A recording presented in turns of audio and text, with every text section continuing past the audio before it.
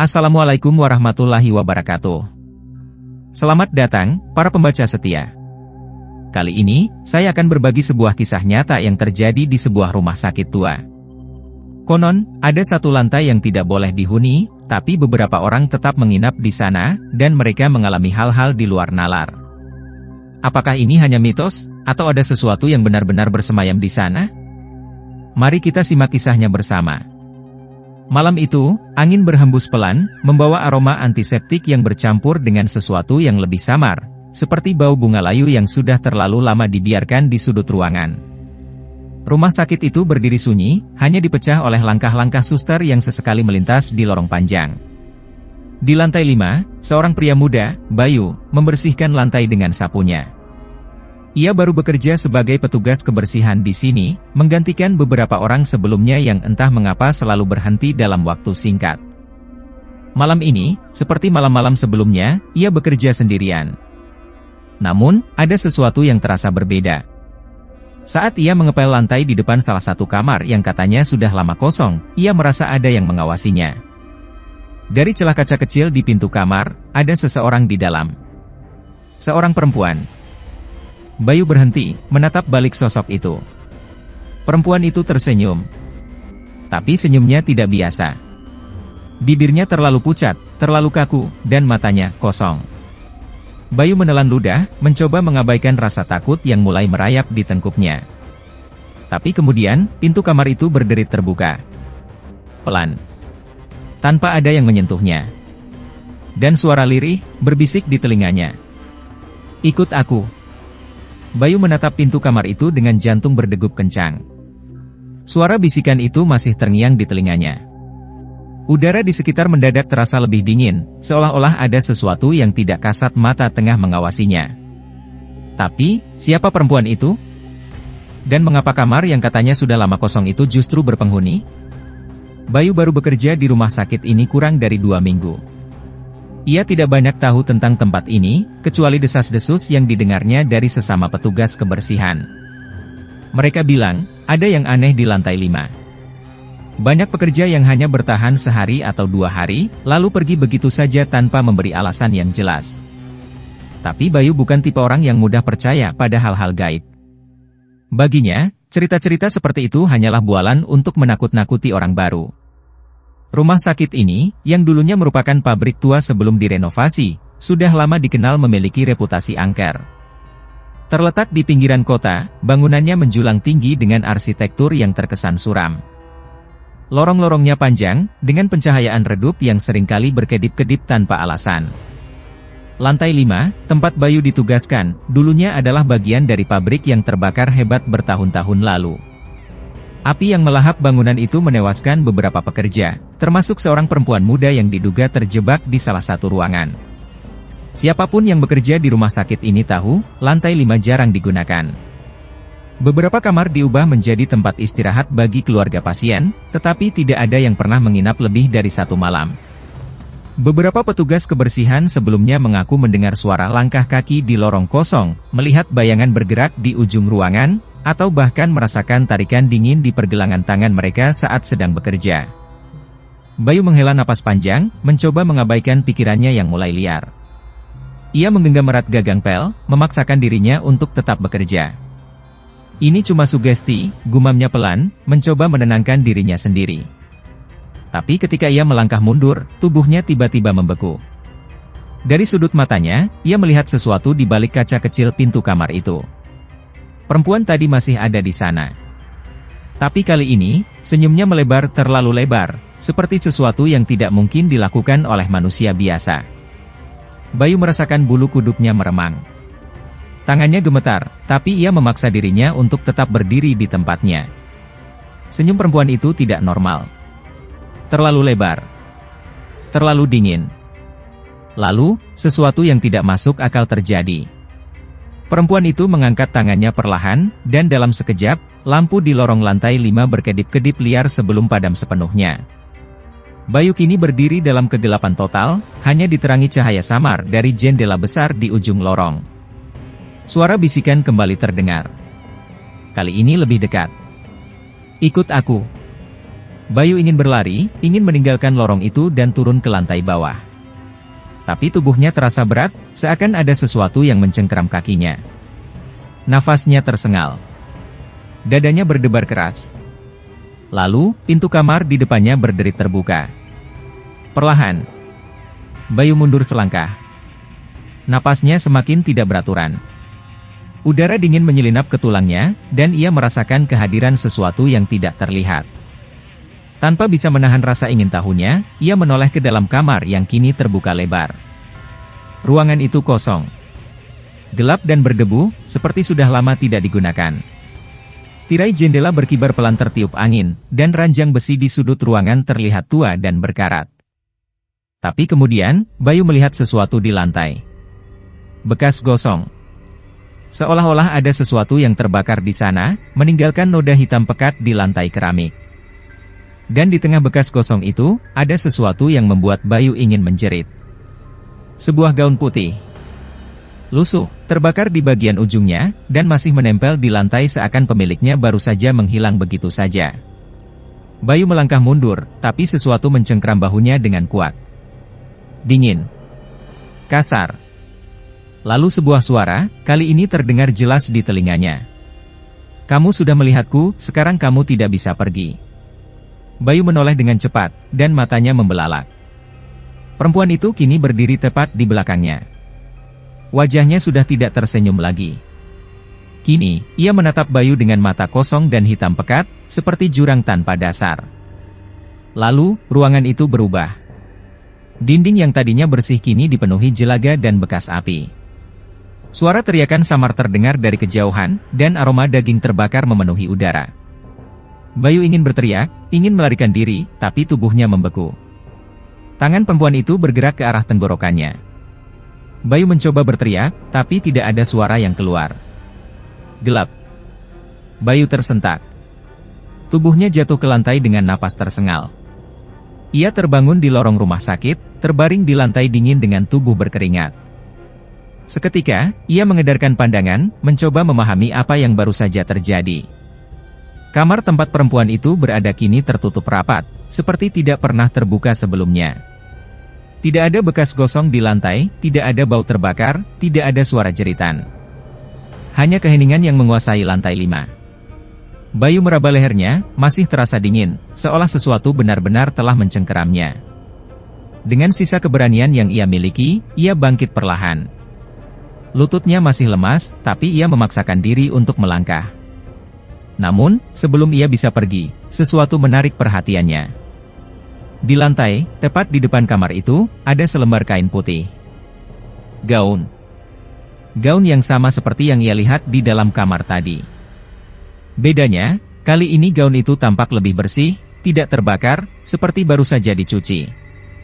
Jantungnya kembali berpacu. Ini bukan mimpi, gumamnya pelan. Bayu tidak lagi bisa menyangkal. Apapun yang terjadi barusan, itu nyata. Sejak malam itu, Bayu mulai merasa ada yang berubah. Setiap kali ia bekerja di lantai 5, ia merasa seperti diawasi. Kadang-kadang, ia menangkap bayangan di sudut matanya, sesuatu yang bergerak cepat, menghilang begitu saja ketika ia mencoba menoleh. Setiap malam, ia juga mulai mendengar sesuatu. Langkah kaki. Pelan. Teratur. Seolah seseorang sedang berjalan di lorong, meski ia tahu betul bahwa ia sendirian. Ia mencoba mengabaikannya, mencoba meyakinkan dirinya bahwa itu hanya sugesti. Namun, kejadian aneh semakin sering terjadi. Suatu malam, saat ia sedang mengepel lantai dekat kamar yang kosong itu, lampu lorong tiba-tiba padam. Bayu membeku. Tidak ada suara. Tidak ada gerakan. Hanya kegelapan yang menyelimuti sekelilingnya. Lalu, samar-samar, dari kejauhan, ia mendengar suara perempuan menangis. Suara itu terdengar lemah, seolah datang dari balik dinding. Tolong! Bayu merasakan jantungnya hampir melompat keluar. Ia ingin lari, ingin meninggalkan tempat itu. Tapi rasa penasaran yang aneh menahannya di tempat. Suara tangisan itu semakin jelas, kini terdengar seperti seseorang yang sedang merintih kesakitan. Lalu, dengan suara berderit pelan, pintu kamar itu terbuka sendiri. Bayu menelan ludah. Ia tahu, seharusnya ia tidak mendekat. Tapi kakinya bergerak sendiri. Saat ia melangkah masuk ke dalam kamar, sesuatu berubah. Tiba-tiba, ia tidak lagi berada di dalam kamar rumah sakit. Ia berdiri di sebuah ruangan tua, dengan dinding yang menghitam oleh jelaga. Bau kayu terbakar memenuhi udara. Cahaya api berkobar di sekelilingnya, dan di tengah ruangan itu, ia melihatnya. Seorang perempuan muda, mengenakan gaun putih yang kini penuh noda darah dan debu. Rambutnya kusut, wajahnya tertutup jelaga. Ia terduduk di lantai, terisak, tangannya mencengkeram perutnya seolah menahan rasa sakit yang luar biasa. Lalu perempuan itu mengangkat wajahnya, dan untuk pertama kalinya, Bayu bisa melihat mata hitam pekat itu dengan jelas. Perempuan itu membuka mulutnya, dan dari bibirnya yang kering, hanya satu kata yang keluar. "Bantu aku." Sejurus kemudian, kobaran api menyala semakin besar. Ruangan itu mulai runtuh. Bayu merasakan panasnya menjalar ke kulitnya, membuatnya sulit bernapas. Ia ingin berlari, ingin keluar dari ruangan itu. Tapi perempuan itu mengulurkan tangannya ke arahnya, memohon. "Jangan tinggalkan aku." Bayu ingin menolongnya, ingin menariknya keluar dari api. Tapi tiba-tiba, perempuan itu menjerit, suara melengking yang menusuk telinga. Dan seketika, semuanya kembali gelap. Bayu terjatuh ke lantai rumah sakit. Napasnya terengah-engah. Ia kembali ke lorong lantai 5. Namun, kali ini, ia tidak lagi sendirian. Di ujung lorong, berdiri seorang perempuan bergaun putih. Memandangnya. Menunggu. Bayu tidak bisa bergerak. Di ujung lorong, perempuan bergaun putih itu berdiri kaku. Cahaya remang-remang rumah sakit hanya mempertegas siluetnya yang pucat, dengan rambut panjang yang menjuntai menutupi sebagian wajahnya. Lalu, perlahan, ia mulai melangkah. Bayu mundur selangkah, lalu 2 langkah. Tapi semakin ia berusaha menjauh, semakin cepat perempuan itu mendekat. Langkahnya tidak terdengar, seolah melayang di atas lantai rumah sakit yang dingin. "Kamu sudah melihatku." Suara itu bukan suara manusia. Terlalu dalam, terlalu menggema di dalam kepalanya. Bayu menutup telinganya, tapi suara itu tetap ada, berbisik, mendesak, seakan menembus tulang-tulangnya. "Sekarang, kamu harus ikut denganku." Tiba-tiba, ruangan di sekitarnya berubah. Lorong rumah sakit yang dingin lenyap, digantikan oleh kobaran api yang menjilat dinding. Udara terasa panas, dipenuhi bau menyengat dari sesuatu yang terbakar. Jeritan bergema di mana-mana, suara-suara kepanikan bercampur dengan dentuman benda-benda yang runtuh. Bayu menyadari, ia kembali ke masa lalu. Ia berdiri di tengah sebuah ruangan besar yang terbakar hebat, sama seperti dalam penglihatannya sebelumnya. Tapi kali ini, semuanya lebih jelas. Di sudut ruangan, perempuan itu terduduk dengan tubuh gemetar. Matanya menatap Bayu, penuh ketakutan. "Tolong aku," suaranya terdengar lirih. Tangan Bayu mengepal. Ia tidak tahu bagaimana atau mengapa ia ada di sini, tapi satu hal yang ia sadari, ini adalah kesempatan. Kesempatan untuk mengakhiri semua ini. Bayu berlari menerobos api, mendekati perempuan itu. Panasnya menyengat kulitnya, asap tebal membuatnya sulit bernapas. Tapi ia tidak peduli. Ia mengulurkan tangannya. "Ayo. Aku akan membawamu keluar." Perempuan itu ragu sejenak, lalu mengangkat tangannya. Tapi sebelum Bayu sempat menggenggamnya, sesuatu menarik perempuan itu ke belakang. Bayu terkejut. Dari balik kobaran api, sesosok hitam besar muncul. Matanya merah membara, dan tubuhnya berasap seperti terbuat dari jelaga. Tangan hitamnya mencengkeram bahu perempuan itu dengan erat, menariknya menjauh. Perempuan itu menjerit. Bayu tidak berpikir 2 kali.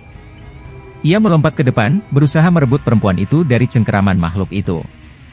Tapi tangan hitam itu lebih kuat. "Aku tidak bisa pergi," isak perempuan itu. "Aku terjebak." "Tidak." Bayu menggenggam lengannya lebih erat. "Aku akan membawamu keluar. Percayalah padaku." Makhluk hitam itu mengeluarkan suara geraman rendah. Api di sekeliling mereka semakin membesar, seolah menyelimuti ruangan dengan amarah. Bayu tahu, jika ia tidak segera bertindak, semuanya akan berakhir di sini. Dengan sekuat tenaga, ia menarik perempuan itu dari cengkeraman makhluk tersebut. Tapi makhluk itu tidak menyerah begitu saja. Ia meraih tangan Bayu, mencengkeramnya dengan kekuatan yang nyaris menghancurkan tulangnya. Bayu berteriak. Rasa sakit itu nyata. Lalu, sesuatu terlintas dalam benaknya. Ia mengingat apa yang dilakukan ustaz yang pernah meruqyah rumah sakit ini. Ia mengingat bagaimana doa-doa dan air suci berhasil mengusir energi gelap di tempat ini. Dengan segenap tenaga, Bayu mulai berdoa. Makhluk itu meraung. Cengkeramannya melemah. Perempuan itu membuka matanya lebar-lebar, seolah menyadari sesuatu. Tolong aku, bisiknya lagi. Bayu meraih gaun putihnya dengan tangan gemetar. Dengan satu tarikan kuat, ia menarik perempuan itu dari cengkeraman makhluk hitam itu. Tiba-tiba, semuanya menjadi terang. Kobaran api menghilang.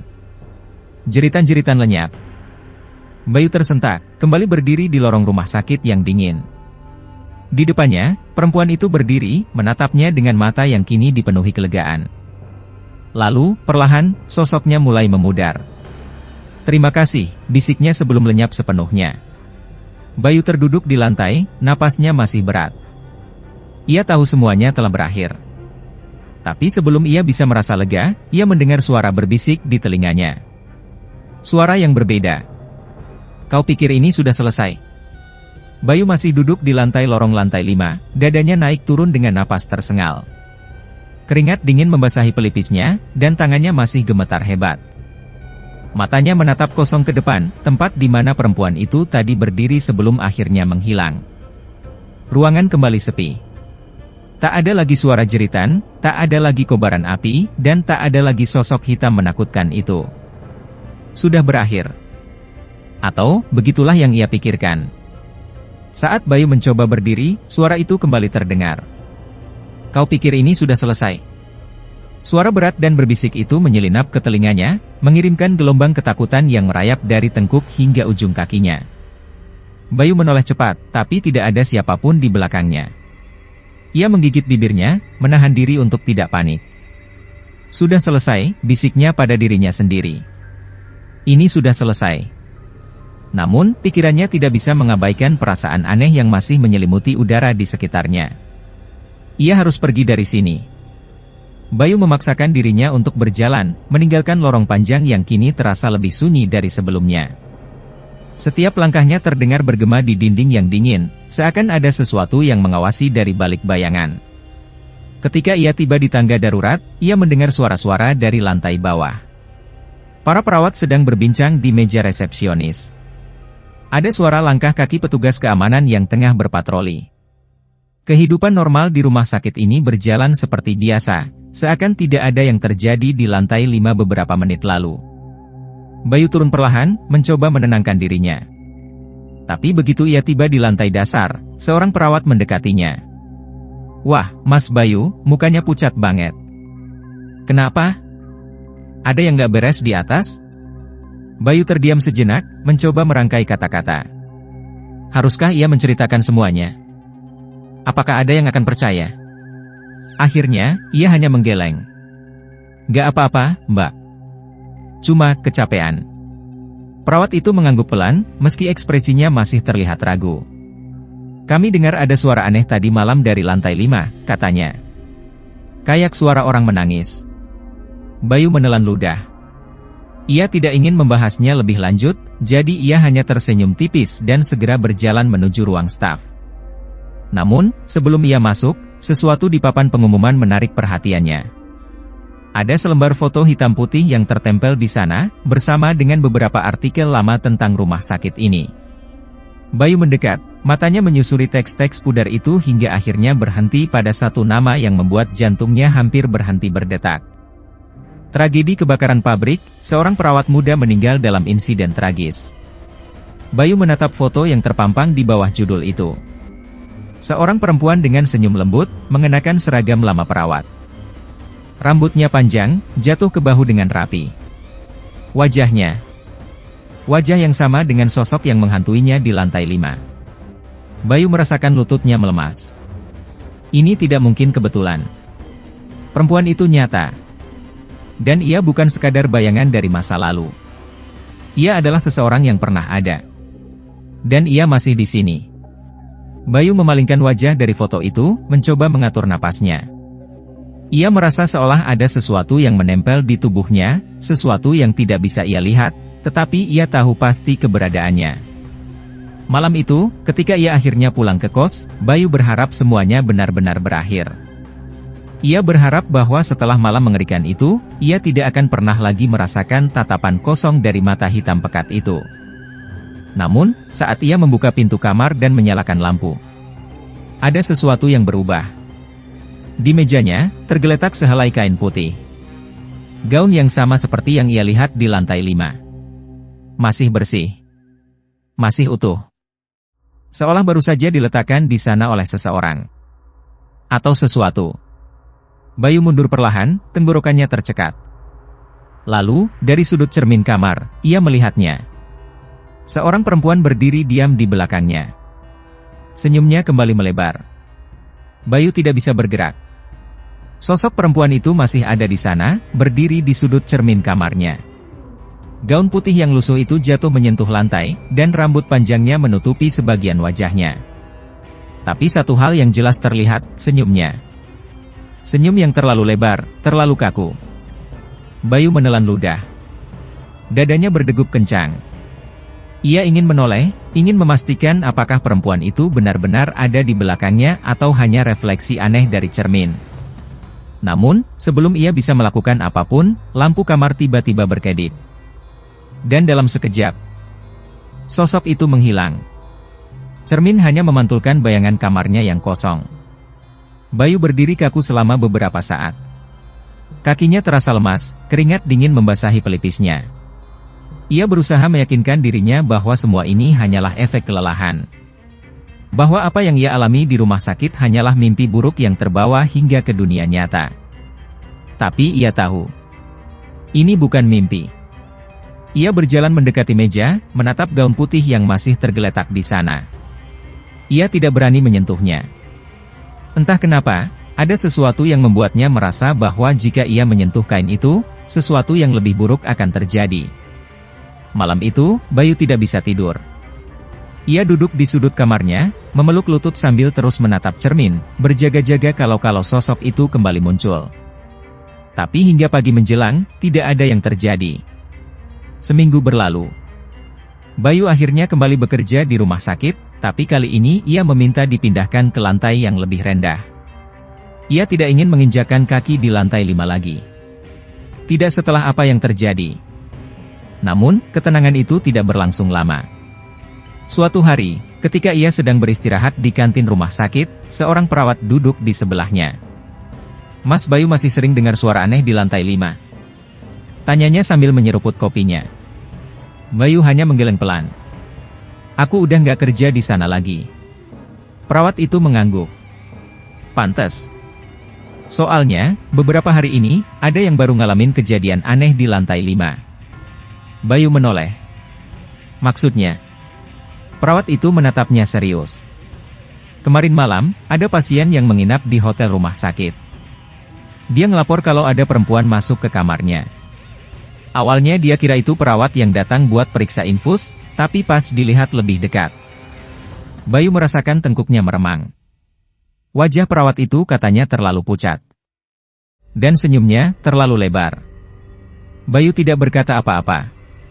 Ia hanya menunduk, mencoba mengabaikan rasa dingin yang tiba-tiba menjalar di punggungnya. "Tahu yang lebih aneh?" Perawat itu melanjutkan. "Pas kami cek CCTV di lorong lantai 5, gak ada siapa-siapa yang masuk ke kamar pasien itu." Bayu menelan ludah. Ia ingin mengatakan sesuatu, tapi tidak ada kata-kata yang keluar dari mulutnya.